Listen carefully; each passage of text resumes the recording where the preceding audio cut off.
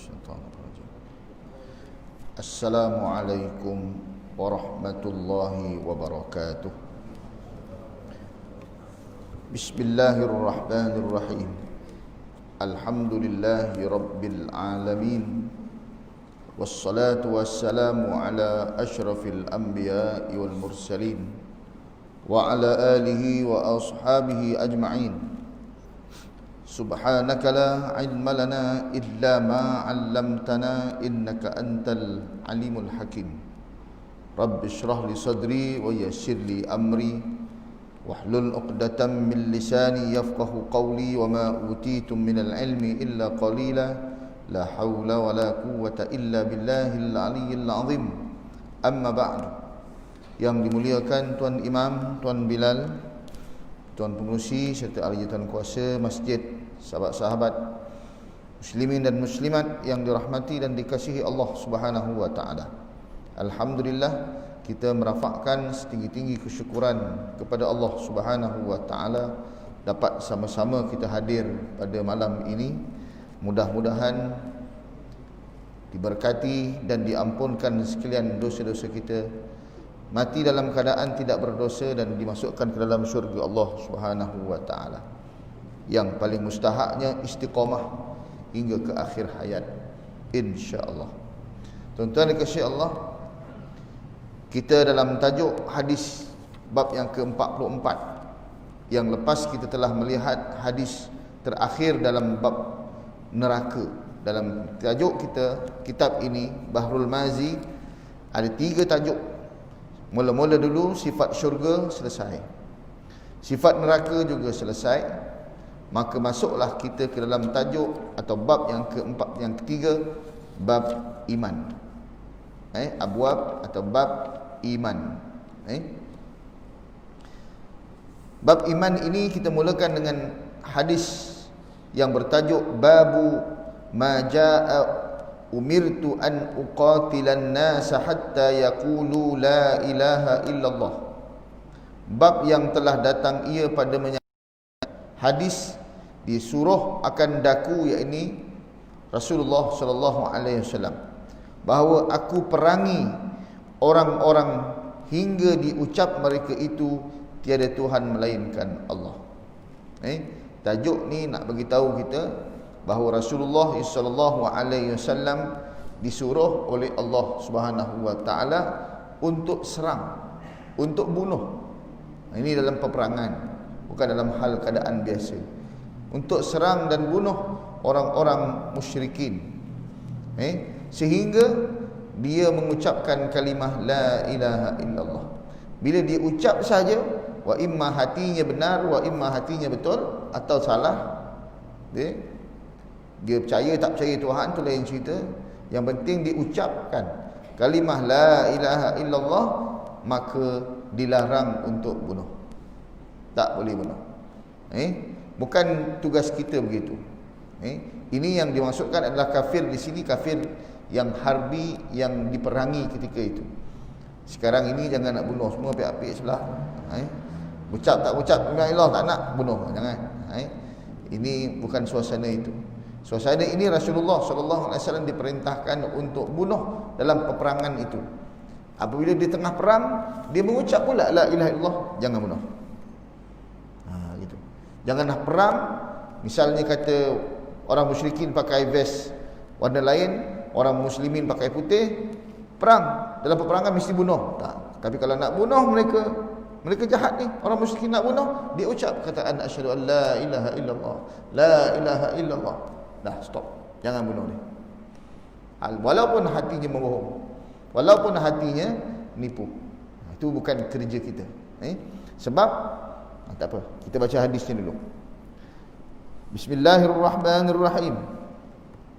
An Abi Hurairah qala qala Rasulullah sallallahu alaihi wasallam, umirtu an uqatilan nas hatta yaqulu la ilaha illallah, fa idza qaluha mana'u minni dima'akum wa amwalahum illa bihaqqiha wa hisabuhum 'ala Allah. Daripada Abi Hurairah radhiyallahu anhu katanya, telah bersabda baginda Rasulullah sallallahu alaihi wasallam, disuruhnya aku, maksudnya siapa yang suruh ni? Allah. Allah suruh kepada Nabi bahawa aku, yakni Nabi, perangi akan manusia, semua manusia, hingga berkata mereka itu tiada Tuhan melainkan Allah, iaitu la ilaha illallah. Kalau sebut sahaja, maka bila mereka diucap mereka itu akan dia, iaitu perkataan la ilaha illallah, tertegah mereka itu daripada aku darah-darahnya dan harta-hartanya. Harta rampasan dia tak boleh ambil, badannya tak boleh diusik. Bukan setakat dibunuh, usik pun tak boleh kalau dia telah Muslim. Melainkan dengan haknya. Haknya maknanya zakat. Kalau dia tak nak bayar nanti, dah masuk Islam, tak nak bayar juga, ambil harta dia, zakat, wajib bayar. Misalnya apa lagi? Apa-apalah yang hak. Atau dia hak badan dia, maksudnya kalau dia memukul orang, baru kita boleh pukul dia semula. Kalau dia bunuh orang, baru kita boleh bunuh dia dengan hak. Bukan boleh sembarang-sembarang. Dan hisab mereka itu atas Allah. Kiraan-kiraan dosa mereka itu ke atas Allah. Maknanya kalau mereka tipu, terpulang kepada Allah. Itu hal Allah. Pernahlah di masjid ni lah, dulu kita ada seorang masuk Islam, saya ingat. Ingat tak? Sudah berapa tahun dah, 10 tahun, 15 tahun yang lalu. Orang masjid telefon saya, Ustaz, jemput datang masjid Damai, Taman Damai. Saya pun datang, Taman Damai Senai. Saya datang, kosong masjid. Saya telefon balik, Cik Roslan kan? Katanya, mana ni? Roslan Senai Ustaz? Bukan Senai, Damai Jaya. Aduh, pergi balik sini. Ada memang masuk Islam. Rupa-rupanya lelaki kita tipu, kan? Tak apa, tak ada masalah. Semalam pun ada juga anak murid pelajar India, dia telefon saya, bagi WhatsApp gambar dia pakai tudung. Nanda ada sini, Ustaz, saya dah beli baju, dia asnaf, saya bagi dia asnaf, bagi dia duit juga, asnaf. Dia beli baju kurung Shopee, ada duit dah ni, ada tudung free, kata dia. Saya cuba pakai, dia bagi saya, nak murad saya tu. Wallahu alam. Baik. Itu orang-orang yang baik begitu tak boleh kita bunuh gitu. Jadi ada dekat sini maksudnya dalam peperangan. Bunuhlah, seranglah mereka dalam peperangan itu. Dah perang, diucap pula la ilaha illallah, angkat tangan surrender la ilaha illallah, jangan bunuh. Tak boleh bunuh. Bukan setakat orang yang mengucap la ilaha illallah saja dilarang bunuh, dalam hadis-hadis yang lain banyak. Dalam peperangan, anak kecil tak boleh bunuh, perempuan tak boleh bunuh, orang tua walaupun dia tak Islam, walaupun dia dalam peperangan tu, orang tua tak boleh bunuh. Anak kecil tak boleh bunuh, perempuan tak boleh bunuh. Tapi kalau orang muda belia, boleh. Tapi kalau diucap la ilaha illallah, stop juga, tak boleh. Gitu. Wallahu a'lam bissawab. Kita baca sikit. Tapi inilah yang sebenarnya diwasiatkan oleh Nabi sallallahu alaihi wasallam. Ingat tak wasiat Nabi? Ni, tuan-tuan, apabila Nabi berkata ia sebagai wasiat, pesanan terakhir, maka kita sebagai umatnya kena ambil kisah. Seorang anak, kita bapa, saya tak kisah kalau anak saya lain warna dengan saya suka. Saya suka putih, anak saya suka merah, tak ada masalah. Kan? Saya suka pakai serban, anak saya pakai kopiah je. Tak apa, tak ada masalah. Saya suka makan durian, anak saya suka makan rambutan, tak apa, berbeza begitu. Tetapi kalau pesanan saya cakap jangan, dibuatnya, itu yang saya marah. Biar baju tak sama, biar hobi tak sama, tapi larangan saya dan suruhan saya hendaklah diambil kira. Itu begitulah Nabi SAW. Dia tak kisah sangat kalau kita tak pakai jubah, dan dia tak kisah sangat kalau kita pakai baju merah. Rasulullah pun pakai baju merah. Tapi afdalnya ginilah pakaian Rasulullah. Tapi tak apa, pakailah macam mana pakai tie ke, jangan pakai bikini sudah, tutup aurat. Tetapi yang Rasulullah ambil kira larangan dan suruhannya, adakah kita ikut? Baginda Rasulullah SAW, ini masih lagi bulan Zulhijjah. Berapa? 19 Zulhijjah, bulan haram lagi. Baginda SAW pada bulan Zulhijjah ini bermula 8 hari bulan, 8 hari bulan Zulhijjah yang lalu kita berpuasa tarwiyah, tahniah pada siapa yang berpuasa. Lepas puasa pada hari tarwiyah itu, lepas semayang subuh tu, hari tarwiyah Rasulullah semayang subuh di Masjid Haram, kemudian terus ke Mina. Duduk sebelah terowong tu. Dulu nak kena naik atas, turun bawah. Sekarang ada terowong terus. Betul? Rasulullah sallallahu alaihi wasallam berada di Mina sehari semalam. Semayang Zuhur, Asar, Maghrib, Isyak, Subuh di Mina. Subuh semalam dekat Masjid Haram. Subuh 9 hari bulan, 8, 9 hari bulan Rasulullah berada di Mina satu hari. Lepas subuh 9 hari bulan, iaitu hari Arafah kita panggil. Kita cuti lepas hari Khamis kan, kita berpuasa. Baginda sallallahu alaihi wasallam dalam sejarahnya bermula bergerak daripada tarwiyah, daripada Mina itu seramai 140,000 orang. Ada ulama kata 124,000 orang. Berjalan sampai ke padang Arafah. Di sempadan padang Arafah yang bernama Wadi Uranah di Masjid Namirah sekarang ini. Itu sempadan, sembarang sikit tanah halal, iaitu tanah haram sempadan. Sebab tanah Arafah adalah tanah halal. Tanah halal sebab Rasul belum masuk lagi tanah halal, iaitu padang Arafah. Rasul masih di sempadan. Di situ ada kemah. Duduklah Rasulullah di situ di padang tanah haram itu, di Wadi Uranah, sampailah waktu hampir zuhur. Ketika waktu hampir zuhur, ketika itu Rasulullah pun mula berkhutbah. Apa khutbahnya? Khutbah ini dikenali sebagai khutbah al-wada'. Khutbah selamat tinggal. Apa yang Rasulullah kata? Rasulullah kata lebih kurang maksudnya, wahai sekalian manusia. Ini cakap pada 140,000 orang. Juga termasuk pada kita sekarang. Wahai sekalian manusia, sesungguhnya aku tidak tahu bahawa aku dapat lagi jumpa dengan kamu pada tahun depan. Maksud Rasulullah dah bau kematian. Dia dah bau kewafatan. Daripada mula cakap Rasulullah begitu sampai dah wafat 70 hari. 70 hari Rasulullah pun wafat selepas itu. Lepas tunaikan haji. Antara Rasulullah kata apa? Aku tak tahu lagi aku dapat bersama kamu lagi atau tidak pada tahun depan. Maka dengarlah kataku ini, wasiat terakhir Nabi. Dengar baik-baik wasiat Nabi. Patutnya kita hafal, macam kita hafal rupa negara. Ini wasiat terakhir Nabi. Nabi kita yang pasti kita kena tik satu persatu, adakah kita dah buat wasiat ini.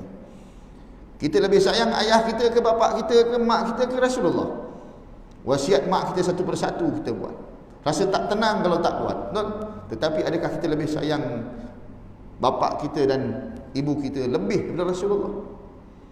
Maka kuranglah iman kita ketika itu. Sebab Rasulullah kata, tidak beriman seorang kamu hingga aku lebih disayangi oleh kamu lebih daripada disayangi bapa dan bapa, keluarga semuanya dan orang semua. Aku lebih disayangi. Maka wasiat Nabi perlu diambil kisah. Maka kata Rasulullah sallallahu alaihi wasallam, ada 12, kalau disusun oleh ulama, ada 12 perkara yang disebut oleh Nabi.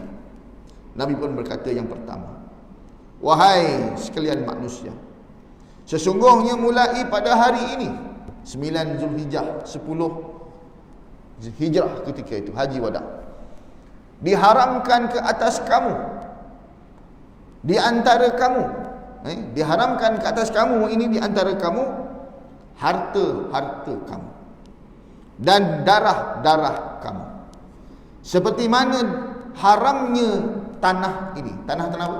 Tanah haram. Rasulullah belum ke padang Arafah lagi, masih di tanah haram lagi. Dan haramnya bulan ini. Bulan apa tu? Bulan Zulhijjah.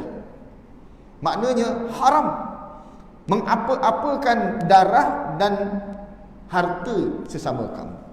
Maksudnya apa?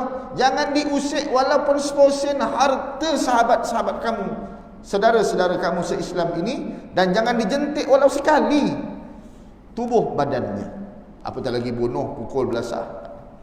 Jangan dirosakkan hartanya, jangan diapa-apakan badannya. Haram kata Rasulullah.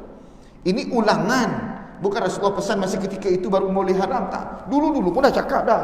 Cuma masa ini Rasul ulang balik, tak boleh buat. Jadi adakah kita mengambil pesanan Rasulullah? Kita dah puasa Tarwiyah, kita puasa Arafah, kita berkorban atas perintah Nabi, kita semayang raya bertakbir, tetapi pesanan Nabi ni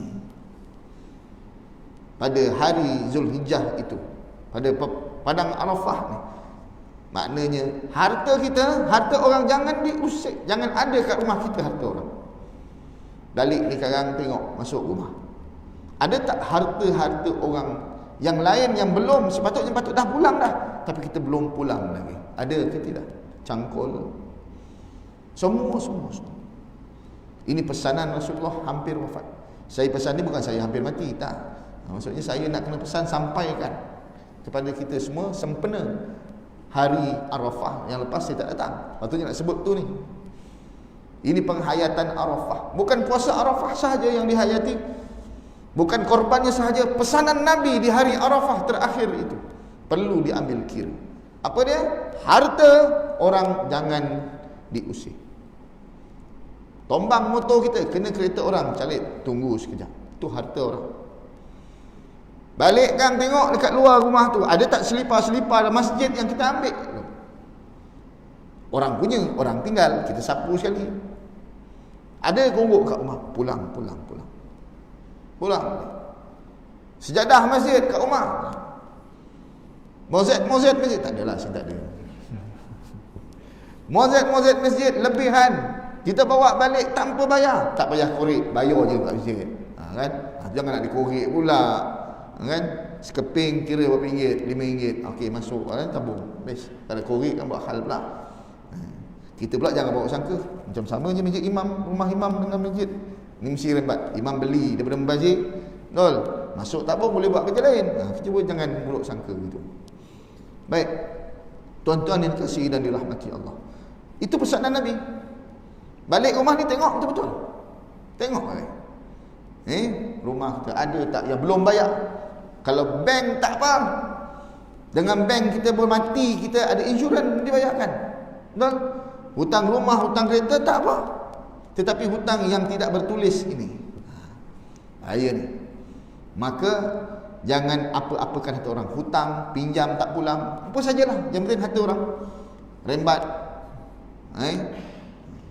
Yang penting bukan harta kita, jangan dikacau. Harta syarikat ke, harta orang persendirian ke, harta kerajaan ke. Ini pesanan Rasulullah. Kita puasa Arafah, kita puasa Tarwiyah, alhamdulillah, tapi ini kena ambil kira. Sebab ini pesanan pertama Nabi. Nabi tak pesan semayanglah kamu, tak, nanti ini dulu. Sebab inilah yang boleh melangsai habiskan kita punya pahala semayang puasa itu.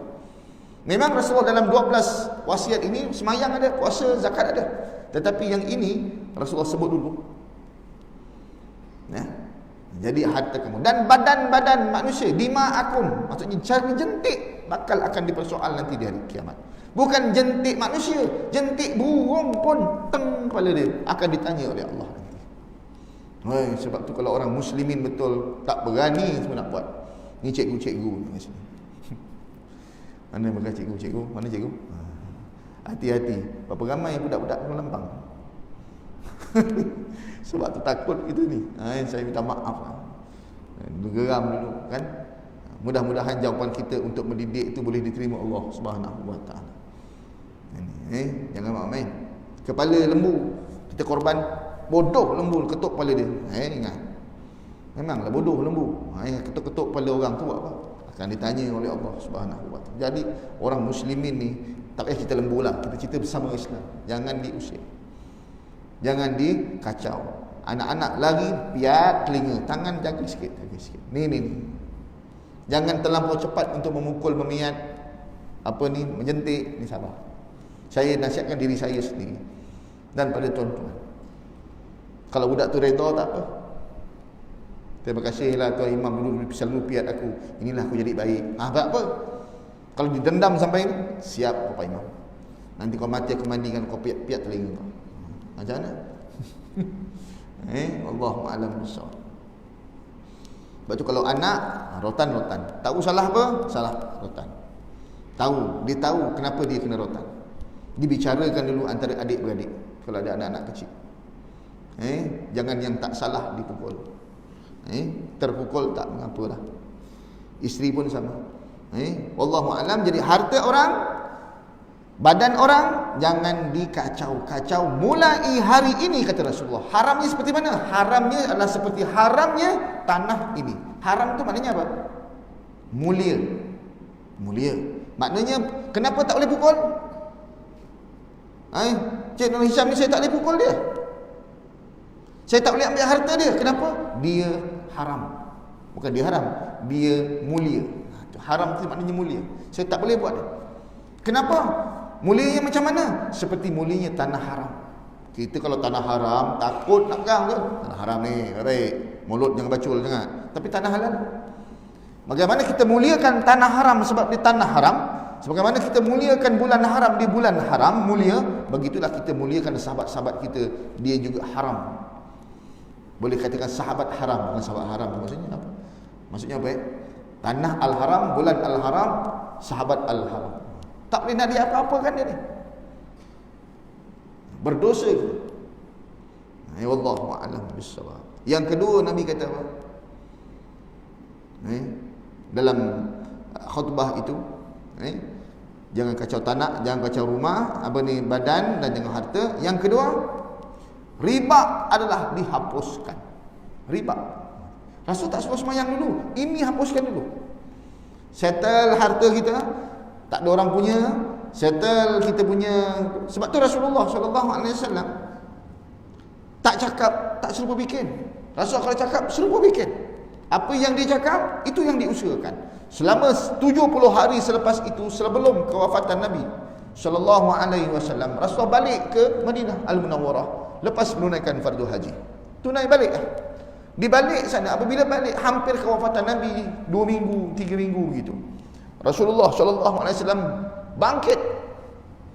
Dalam keadaan sakit, Rasulullah bangkit, suruh mandikan aku.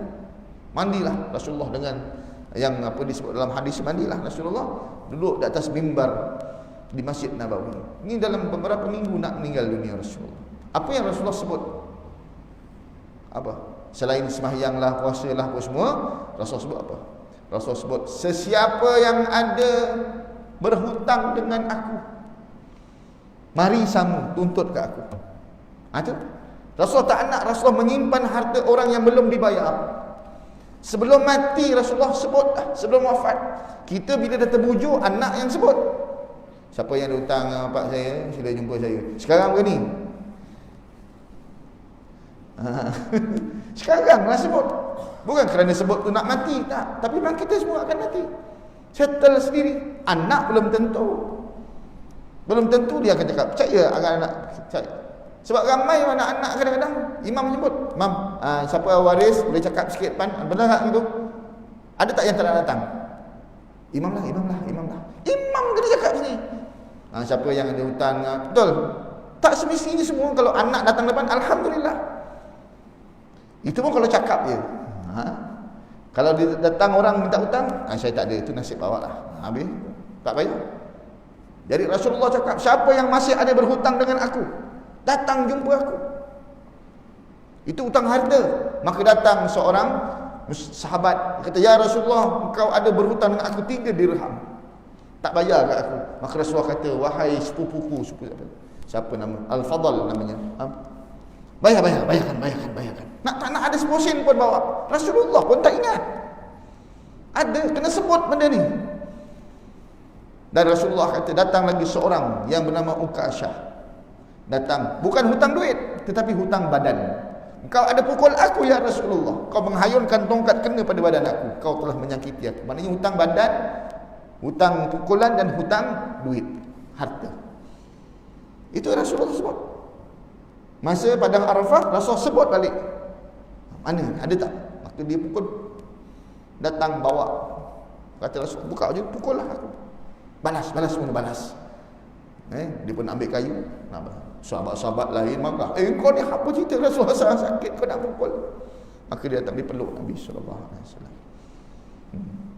Kita macam mana agak-agak. Berapa banyak duit-duit manusia yang kita telah ambil. Berapa banyak pukulan-pukulan jentikan, lempang, terajang, pukul, tumbuk yang orang tak redha pada kita. Maka ini adalah penghayatan padang Arafah. Ini kena settle dulu. Bab maruah yang dicalarkan jangan ceritalah. Ini dua je Rasulullah sebut. Ini sebenarnya ada tiga. Jangan ganggu tubuh badan, satu. Jangan ganggu harta, jangan ganggu maruah dia. Maruah. Tapi maruah tak disebut di sini dalam hadis yang lain. Tapi ini kira dua dulu. Settle ke tak agak-agak. Siapa yang rasa dah settle semua? Aku tak ada satu dosa pun dengan berkaitan harta aku dengan harta orang lain. Ada. Agak-agak. Ingat, harta bini bukan harta kita. Itu harta dia. Tapi harta kita, harta bini. Itu masalah jadi suami. Kau ambil duit aku boleh? Aku duit kau, aku ambil. Tak boleh, duit dia. Tapi duit suami, isteri boleh ambil. Macam mana agak-agak. Maka takut juga dia. Kalau kira-kira tak lepas. Wallahu a'lam. Dan kata Rasulullah sallallahu alaihi wasallam yang ketiga dalam wasiat itu ialah hendaklah kamu menjaga isteri kamu. Isteri kamu adalah amanah. Baik, tanya balik, kau amanah ke? Tak. Aku amanah. Bukan mati, bukan. Ini amanah betul memang dari Allah Subhanahu wa taala. Abi ustaz kata isteri itu amanah? Tak. Kan? Bukan. Nanti boleh. Ustaz cakap politik pula, bukan, contoh je kan. Jadi tuan-tuan kasih Allah, isteri nanti kita balik tengok muka isteri. Tengok tubuh badan, tengok rumah ada tak harta orang. Tengok kereta, harta riba ke tak tu. Pinjaman riba ke tak, motor, kereta, rumah. Banyak balik nak kena tengok. Satu, tengok harta orang. Dapur tengok tak ada semua ni semua. Ni kau ni periuk-periuk ni semua dah bayar hutang ni, cakap dengan rumah. Cek. Tak tulis. Ini betul-betul ni bukan main-main. Semayang kita akan hancur kerana ini hutang. Sebab tu pesanan semayang, puasa belakang-belakang. Ini dulu settle. Janganlah kira tu tak semayang. Tak. Maksudnya kira yang ini dulu. Checklist. Kematian datang bila-bila masa. Ini Rasulullah pesan. Bukan Rasulullah pesan, Rasulullah tinggal gitu tak. Rasulullah pun sama-sama juga. Siapa yang ada lagi hutang dengan aku? Siapa ada lagi tak aku pukul dia tak perasan aku sakiti? Rasul pun minta. Kita pun macam tu. Jangan malu. Wallahu a'lam. Nasib baik anak kita yang ke depan tu. Siapa yang ada hutang dengan ayah saya, bila sila jumpa dengan saya. Siapa ada hutang pukullah saya. Gila mana ada. Misalnya dia ada bapak dia pukul orang tu, belum balas lagi, pukullah saya. Anak mana yang mampu? Kalau bapak saya ada lempang orang, maka datang ke saya, lempanglah saya. Ada? Tak boleh. Kan? Itu tak akan terhapus juga kalau sudah mati. Yang harta mungkin boleh.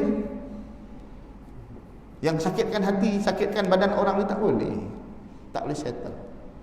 Maka settle lah. Jadi tuan-tuan kasih Allah, dah lepas tengok harta orang tak ada, confirm tak ada, ya, tengok pula rumah. Harta riba ke tak riba? Pinjaman. Kereta riba tak riba? Motor riba tak riba? Mesin basuh pinjam dengan bank. Dengan bank pula, dengan kedai. Kalau bank ada bank Islamik. Kalau kedai elektrik ada Islamik. Itu lah baik. Saya ajar tuan-tuan macam mana nak lepas daripada riba tu. Katalah mesin basuh harga 2,000 nak beli, kita tak ada. Ada deposit berapa? 1,000 je. Dek muka nak bayar 1,000. Kita bayarlah 1,000. Lagi 2,000, kata Cina tak boleh. Bayar 2 bulan, sebulan 200, setahun. Jadi berapa setahun?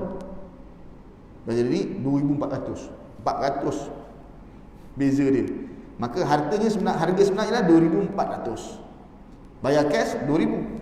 Maka kita akad dengan Cina tu. Aku beli dengan 2,400. Jangan 2,000. Dekat reset tak apalah, 2,000 lah. Kita bayar ansuran jadi 2,400. Akad dengan dia, aku beli 2,400. Bayar ansuran. Jadi bukan 2,000 kita beli. Boleh. Motor beli. Ni nak selamatkan daripada riba. Penghayatan Arafah. Sebab kita nak Arafah pun tak pergi. Inilah yang saya sebut. Kalau kita pergi ke Padang Arafah ziarah masuk umrah. Settlekan benda-benda ni. Rasulullah kata, apa ni? Riba? Tak ada dah. Kita pula puasa Arafah, dia tahan doa nangis-nangis, motor riba. Rasul tak kisah kalau kita tak puasa je. Kita rugi je itu, tapi tak kisah. Rasul tak kisah kalau kita tak puasa tarawih, tak korban pun tak apa. Tapi kalau riba, aku dah pesan. Beli motor 5,000 kat motor. Beli ansuran. Bayar 209, kira-kira jadi 7,000. Mana datang 7,000? Riba. Maka kita kena akad dengan Cina tu. Saya beli motor harga 7,000. Boleh? Nak selamatkan dirilah. Kalau tak, macam tuan-tuan orang kaya tak apa, 7,000 semput yang tak ada duit ni. Tapi nak pakai motor. Kalau kereta tak apa, bank Islamic bank ada, betul? Senang, kita agreement, settle. Ni yang motor ni. Anak-anak riba. Lepas tengok harta orang ada tak kat rumah, dah tak ada, tengok harta kita sendiri, rumah ni riba tak riba. Dah semua dah bayar dah ustaz, dah settle semua Islamic, alhamdulillah. Lepas tu tengok muka bini pula. Banyak betul nak tengok balik ni sekarang. Tengok bini, kenapa bang? Engkau adalah amanah aku. Jahat baik engkau di atas tanggungan aku. Tak cakap lah, cakap kan macam drama pula kan. Tengok cakap sini, diam. Ya Allah, ini amanah aku ni. Kalau dia jahat, dia baik, aku yang tanggung, ya Allah. Dia tak semayang, aku tak tanya dia. Aku tak didik dia. Kan? Baru satu. Tu berangan nak dua. Satu tak tanya. Makan memang boleh masuk. Makan tak cukup Ustaz, adil. Makan memanglah. Makan bab tidur memang adil semua. Tapi bab mengajar kebaikan, Allah akan tanya amanah itu. Selain itu Rasulullah tanya, apa cakap pula, semayang kamu, zakat kamu dan sebagainya. Bab zakat ni, tempoh hari ada seorang wakil, dia ni amil zakat korporat Maij, datang jumpa saya. Saya cakap, apa pula, bukan aku korporat mana pun. Nak berniaga, kalau saya nak keluarkan zakat pun zakat pendapatan saya dia lah, aku makan gaji. Korporat tak, dia nak ajak saya jadi bersama dia, mencari peniaga-peniaga korporat-korporat yang tak bayar zakat. Tahun ini, kata dia, tahun ini ke tahun lepas, itulah dikira yang tak bayar zakat. Zakat semua zakat. Zakat harta, zakat perniagaan, zakat ini semua ni, semuanya. Semua di Johor ni yang bayar zakat itu hanya 60% saja. Yang 40 lagi. Yang paling liat nak bayar zakat perniagaan. Bukan liat, dia tak tahu dia kena bayar. Zakat emas dia nampak emas berapa, tapi zakat perniagaan, siapa yang niaga di sini? Mungkin kecil-kecilan, ambil buah kelapa dekat kampung, pakai dia punya truck dia, four wheel dia pakai, jual kat Sijedi Perai. Tuan-tuan pasti perniagaan tu tak kena zakat. Cuba kira keuntungannya. Kalau dah kira, oh betul, memang tak sampai zakat. Lega kita, memang belum sampai lagi. Awak peniaga kecil-kecil yang belum kena. Okey, puas hati. Tapi pasti ke? Pasti ke belum sampai had kena bayar zakat perniagaan itu? Korporat bukan bangunan besar-besar, CEO apa semua, tak. Yang jual-jual tepi jalan ni pun sama. Nak tahu, puas hati, oh aku niaga ni aku tak apa, tak payah lagi. Oh niaga ni aku kena bayar dah ni. Terima orang punya sawit, terima perai-perai, jual buah-buah dekat khidmat, jual daging, jual ikan, dah bayar zakat loh. Macam mana nak kira Ustaz? Ditanya baru nak sebut. Tapi itulah, saya menerima tawaran itu untuk memudahkan orang-orang. Cerita, Ustaz saya nak jumpa Ustaz. Ya, macam mana? Saya nak kira ni.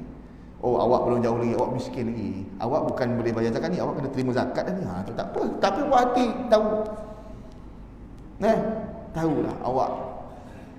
Ni banyak yang berniaga-berniaga biasa-biasa. Ada seorang tu saya jumpa di peniaga AP. Dia ada lesen permit motor luar negara. Dia niaga ribu-ribu dia dapat sampai terpaksa. Macam mana keadaan dia, perniagaan itu? Kena bayar tak zakat dia? Cukup tahunan haul dia niaga. atau tahap keuntungan dia. Macam mana? Tak tahu. Kenapa tak tahu? Tak tanya. Kenapa tak tanya? Ustaz tak cakap. Kita juga kena. Ini saya dah bagi tahu. Rasa risau perniagaan kita kena atau tidak zakat. Perniagaan online semua. Puas hatilah kira. Awak tak payah lagi. Okey. Macam mana saya nak kena bayar zakat Ustaz lama? Sini lama lagi Ustaz. Okey, tahu.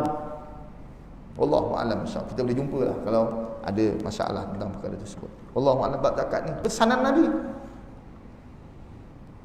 Kalau tak semayang kita tahu, anak kita tak semayang, tahu. Bapak kau semayang tak? Tahu. Tapi bayar zakat susah nak tahu. Susah. Isteri-isteri kalau ditanya, suami semayang tak? Boleh jawab, suami saya tak semayang tak. Tapi kalau ditanya, suami awak bayar zakat tak? Tahu tak? Tak tahu. Dia bayar tak? Tak ada siapa yang tanya. Wallahu a'lam. Tapi zakat fitrah number 1. Asnaf pun bayar sebab dia rasa wajib.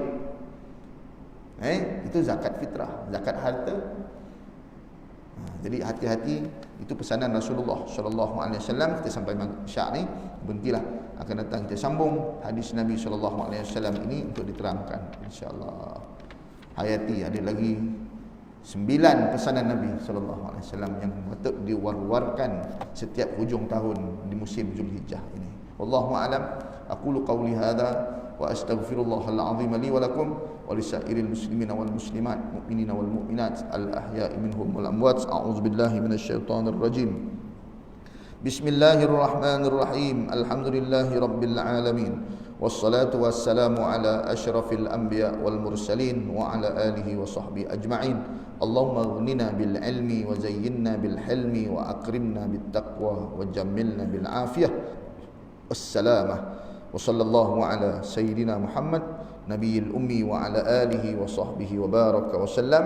Walhamdulillahi rabbil alamin. Taqabbalallahu minkum. Wassalamu alaikum warahmatullahi wabarakatuh.